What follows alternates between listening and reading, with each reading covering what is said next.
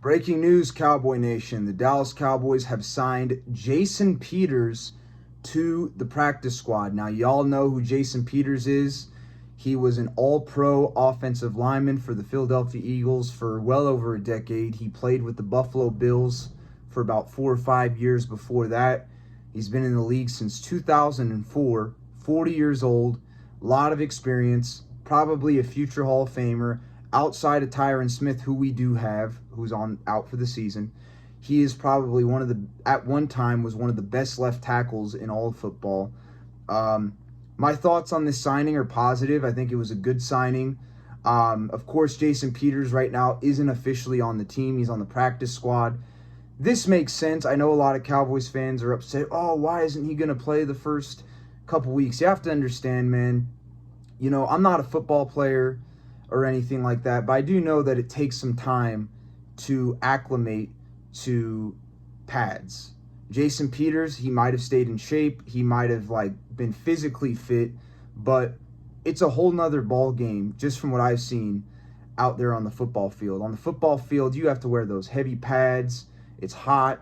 You know, your vision's going to be different, your mobility, your movement, you're doing something completely different than just going to the gym and lifting weights. So it's going to take Jason Peters at least, 2 to 3 weeks to really acclimate, get himself back into football shape. So it makes sense as to why he's just on the practice squad right now and why he has not been added into the starting lineup. Also, this gives an opportunity to see what Tyler Smith can do at left tackle and what Connor McGovern can do for the future of this offensive line. Please understand, Jason Peters is a good signing. I really like that signing, but he's 40 years old. He's only on a 1-year deal. He's not going to be here forever. We're going to have Connor McGovern and Tyler Smith for a while. They're young players, and we need to see what they can do to develop. I know a lot of people say that we should play Tyler Smith at left guard. I understand that, but he was drafted as a tackle. Let's see what he can do there. Overall, this was a good signing. I'm hoping to see Jason Peters within the next couple weeks. But I also want to get into a few other topics outside the Jason Peters one, and that is the current situation of our roster. Right now, we do not have a backup quarterback, and that's a concern to me. We do not have a kicker that's activated on the roster. That is a concern to me. First of all, let's go to the backup quarterback position. You have to have a backup quarterback. Now, I know that we have Will Grier and Cooper Rush on the practice squad, and I understand why the Cowboys haven't made those moves yet, because they want to keep certain guys to manipulate the 53-man roster and be able to keep certain players. But the thing is, Cowboys fans, Cowboys Nation, Cowboys Country, whatever you want to go by, you have to have a backup quarterback. You have to.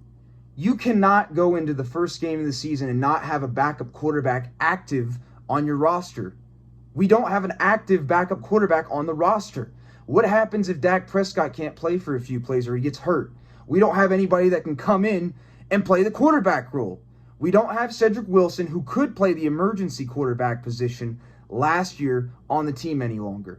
So we can't rely on that.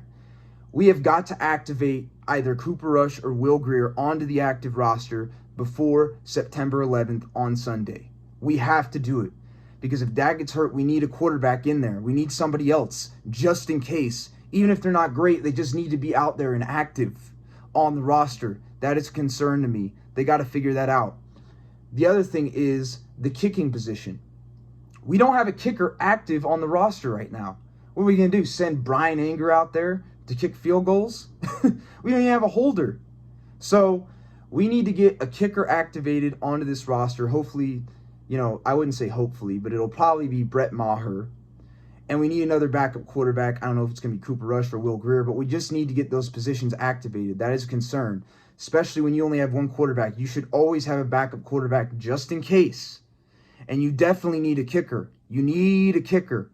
That makes a huge difference in a game versus, making an extra point and missing, making an extra point and making it versus not having one at all and taking your chances with 2-point conversions. That's terrible coaching. That's terrible strategy. You have to get a kicker activated by September 11th, and you have to get a quarterback activated by September 11th.